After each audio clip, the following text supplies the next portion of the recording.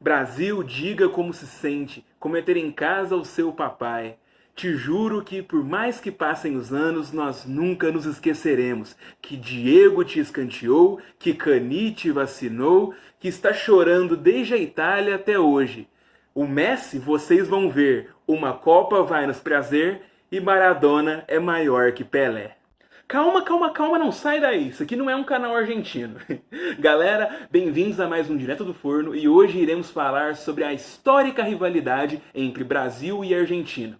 Essa declamação que eu acabei de fazer é um hino bem provocativo feito aqui na Copa de 2014 por um argentino que estava vendo a Copa aqui.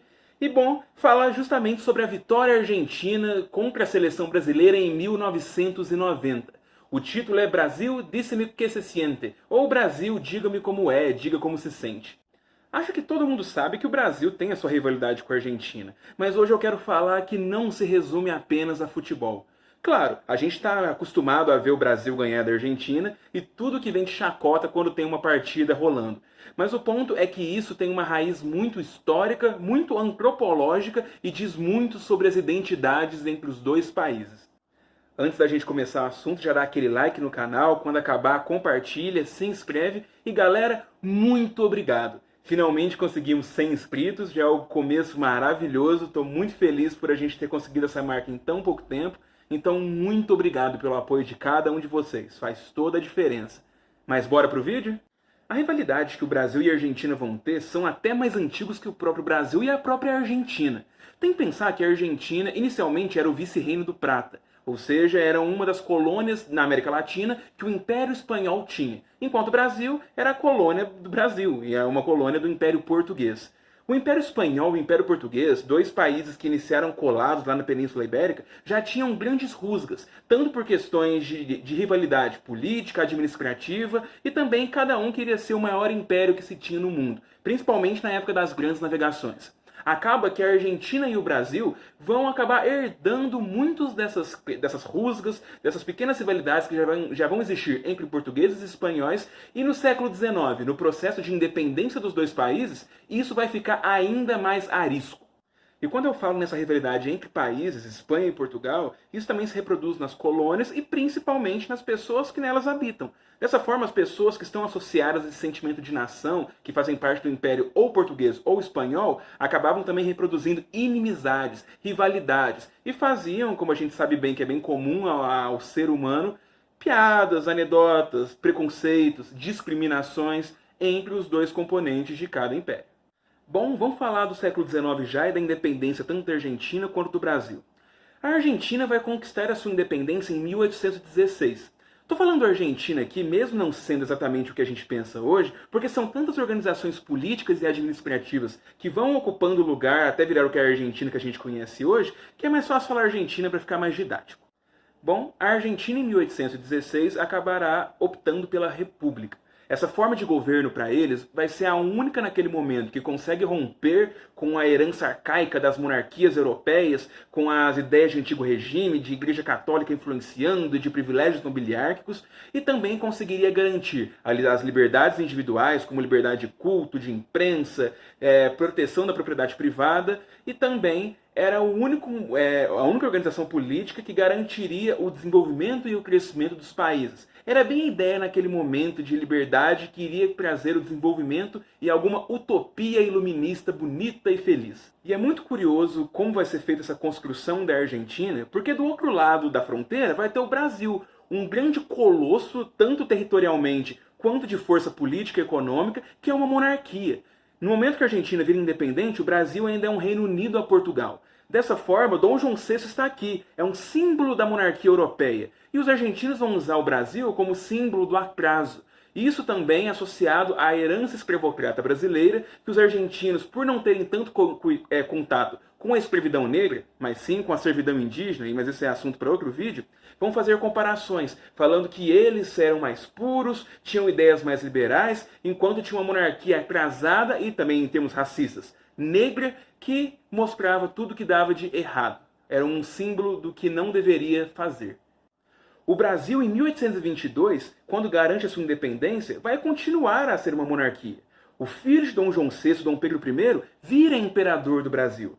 E muito curioso é que naquele momento a elite e o pensamento que vai garantir que seja uma monarquia o primeiro governo do Brasil vai justamente comparar com os outros países da América Latina, inclusive com a Argentina, ou que era a Argentina naquele momento, justamente para falar que o Brasil não poderia cair na anarquia de como estava acontecendo na América do Sul naquele momento. A monarquia seria o papel central para ter uma centralização de poder e impedir a completa barbárie e violência que estava vendo entre os países vizinhos. Então é muito curioso ver enquanto alguns países consideravam o Brasil um lugar atrasado, um lugar de centralização e privilégios e de herança negra e escravocrata, enquanto o Brasil vai chamar essa galera de bárbara, que não tem respeito à autoridade e está ali vivendo uma anarquia sanguinária. Percebe então que a gente já vai ter umas comparações que já vão semear o que vai ser a rivalidade. Temos dois países, Argentina e Brasil, que estão querendo buscar respeito à sua soberania, à sua força, à sua influência, e o local que a gente vai mais ver isso em conflito vai ser a Bacia do Prata, região onde hoje é o Uruguai, o estuário onde o Rio do Prata vai acabar encontrando o Oceano Atlântico. A região do Prata vai estar sob controle naquele momento dos brasileiros, justamente porque Dom João VI, em 1816, vendo que a Argentina estava ficando independente e poderia ser um rival para sua zona de influência, vai acabar então invadindo a província cisplatina, anexando ela ao Brasil e vai acabar garantindo a zona de influência das elites brasileiras e também, por que não, portuguesas naquele momento. Com o Brasil independente, mas ainda querendo ganhar mais força, ainda não sendo toda aquela potência regional que era, as elites argentinas, muito próximas às elites da província cisplatina, até por causa de proximidade mesmo, entre Buenos Aires e a Bacia do Prata, vão começar a negociar um processo de reivindicação da terra. Dessa forma, Buenos Aires queria porque queria, principalmente com base que eram dois territórios espanhóis, pegar a província cisplatina para si. Só que o Brasil também tinha interesse com a sua zona de influência, queria que suas elites dominassem a região, e começou uma grande brigaiada entre qual país iria influenciar mais a Bacia do Prata. Dessa forma, nós vamos ter a Guerra da Cisplatina, que vai durar de 1825 a 1828. A galera da elite argentina buscando seu lugar ao sol na província cisplatina e os brasileiros querendo manter o seu poder. No fim, a guerra vai ser tão sangrenta, tão bagunçada, que um pensamento que não era tão forte vai ficando cada vez mais forte e vai dar voz ao movimento de independência da província cisplatina. O que vai acontecer em 1828 com o nascimento do Uruguai, um país independente, soberano, que mesmo que tivesse suas elites ainda manuseadas e manipuladas, tanto por Buenos Aires quanto pelo Rio de Janeiro, era de fato um país.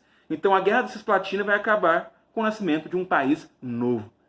Então acaba que é aquilo, o Brasil é rival da Argentina. A gente se distancia e guerreia em alguns momentos, nas outras horas acaba sendo amigo e luta junto, fica brigando para ver qual elite vai dominar a Bacia do Prata, e isso vai andando com os anos, as elites brigando, e só que acontece uma coisa interessante. As elites argentinas vão conseguir muita riqueza, vai ser um dos países mais ricos do mundo, vai ter a expressão no fim do século XIX, de que alguns vão falar dos argentinos, que olha, você é rico como um argentino. Ao mesmo tempo, a Argentina vai ter um grande apogeu de cultura, vai ser um dos países que mais se lê no mundo, vai começar a ter uma grande política de escolas públicas. Então vai ser um grande momento que a Argentina realmente vai despontar. E isso tem reflexos também culturais. Eles vão se considerar a Europa da América do Sul, um lugar branco, que naquele momento de ideias racialistas vão fazer toda a diferença. Olha, nós somos a Argentina, um país branco, bem rico, com muita cultura, enquanto a galera do Brasil, que ainda é uma monarquia atrasada, negra, só dá tristeza, um lugar atrasado, arcaico. Então vocês veem que essa rivalidade, mesmo que a gente fique junto em alguma hora na guerra, também gera fortes preconceitos. Então, realmente, rivalidade envolve isso. Uma hora você está próximo, uma hora você está longe. E o futebol, Felipe? Eu vim aqui para falar de futebol, cadê? Calma, calma. O futebol ele vai chegar na Argentina na década de 1860. Enquanto que no Brasil ele vai chegar só em 1896 com o Charles Miller e aquela história bem clássica da origem do futebol. Bom, a seleção argentina já vai também ser institucionalizada mais cedo, lá na década de 1900, enquanto o Brasil só vai ter seleção em 1914. Inclusive, o primeiro amistoso que fala que a primeira partida entre Argentina e Brasil vai ser em 1914, com a Argentina ganhando da gente 3-0. Mas é uma coisa bem curiosa. A primeira rivalidade futebolística mesmo da Argentina é contra o Uruguai. Tanto por questões de tantas guerras que eles se enfiaram no decorrer do tempo, quanto que o Uruguai também tinha uma seleção muito forte naquele momento. Como não tinha Copa do Mundo até 1930, as seleções acabavam compartilhando e brigando nas Copas Américas, em amistosos, em torneios assim, e acabava que o Brasil, sim, ganhava de vez em quando com a Argentina, praticava muita coisa, mas os argentinos se preocupavam principalmente com o Uruguai. Não à toa, a primeira final de Copa do Mundo que a gente vai ter na história, em 1930, lá no Uruguai, vai ser justamente entre Argentina e Uruguai, com o Uruguai vencendo.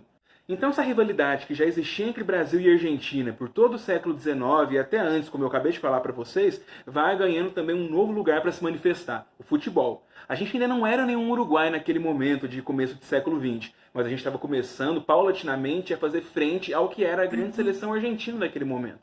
Não à toa, o Brasil vai fazer as decisões nas Copas Américas, vai perder algumas, vai fazer amistosos, vai perder alguns. E aquela coisa, o Brasil não era uma seleção tão respeitável até pelo menos 50, quando a gente perde para o Uruguai e dá aquela toda tristeza na final que vai ser no Brasil também, o Maracanazo. A gente vai perder em casa, muito triste, esquece 7-1, o Maracanazo era muito pior naquele momento. Mas, em 58, o Brasil se torna o primeiro campeão da Copa do Mundo. E isso a Argentina não era. Então a rivalidade vai cada vez mais se consolidando. E tem que lembrar que com o passar das décadas, alguns governos na Argentina e no Brasil vão acabar tendo um teor gravemente autoritário e nacionalista.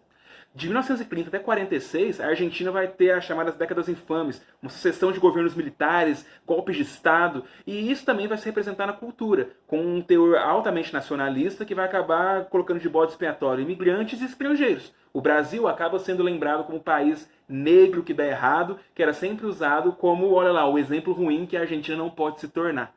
Enquanto isso, o Brasil também tinha seu forte caráter nacionalista ali no governo do Vargas, que também acabava dando rivalidades com outros países e principalmente a Argentina sofre com isso. Voltando para o futebol, as partidas também vão ficando cada vez mais truncadas. Essa rivalidade que tem entre os países continua se manifestando em campo e cada vez mais.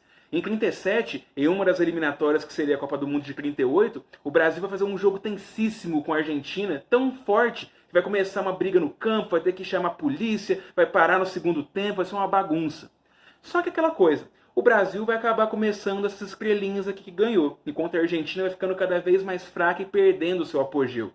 No Brasil, nós vamos ter a vitória de 58, e vai ser a nossa primeira Copa do Mundo, que os argentinos vão demorar anos para ter. E vamos continuar jogando e jogando, conseguir o tricampeonato em 70, que os argentinos vão ficar... Eles são rivais, odeiam a gente, mas eles amam o futebol de 70. É uma escalação muito forte. E até hoje os argentinos falam que os brasileiros que ensinaram eles a jogar bonito. E nessa brincadeira, não passando futebol, ainda vamos ter conflitos entre ditaduras. O Brasil ainda vai ter uma grande rusga com a ditadura argentina, porque quando eles vão fazer Itaipu juntos, a Argentina acha que a posição de Itaipu é muito errada, porque se abrirem as comportas, pode inundar Buenos Aires e ferrar com todo mundo. Então eles atrapalharam demais e desgastaram muitas relações entre os dois países nessa brincadeira, pedindo para os brasileiros comprovarem que se abrissem as comportas, ia ficar tudo bem, e também não ia ter o perigo de explodir as comportas e inundar Buenos Aires. E junto a isso, vamos começar nos anos 80 a ter as comparações entre Maradona e Pelé. Vamos ter o incidente da Copa de 90, que começou esse vídeo, da água batizada que o lateral branco vai tomar e a gente vai ser eliminado naquela partida. Enfim, a briga é enorme. Hoje em dia, essa rivalidade acaba sendo muito mais futebolística mesmo. Ela não é tão manifestada socialmente, ainda mais as questões racistas que estão ficando cada vez mais abandonadas pelas torcidas, por mais que ainda tenha. Mas o Brasil virou um grande parceiro comercial, político, em relações exteriores também com a Argentina, então a gente melhorou em relações. Realmente, o futebol está definindo tudo ultimamente. E as brigas com Messi, Neymar, Pelé e Maradona ainda. Bom, galera, esse foi o vídeo sobre rivalidade entre Brasil e Argentina.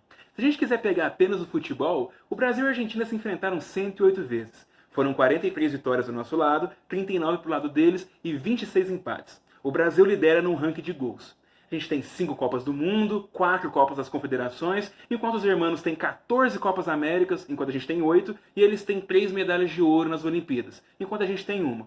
Mas tudo bem, já é bem claro aqui que o Brasil nessa área é imbatível. E Pelé é melhor que Maradona. Galera, valeu!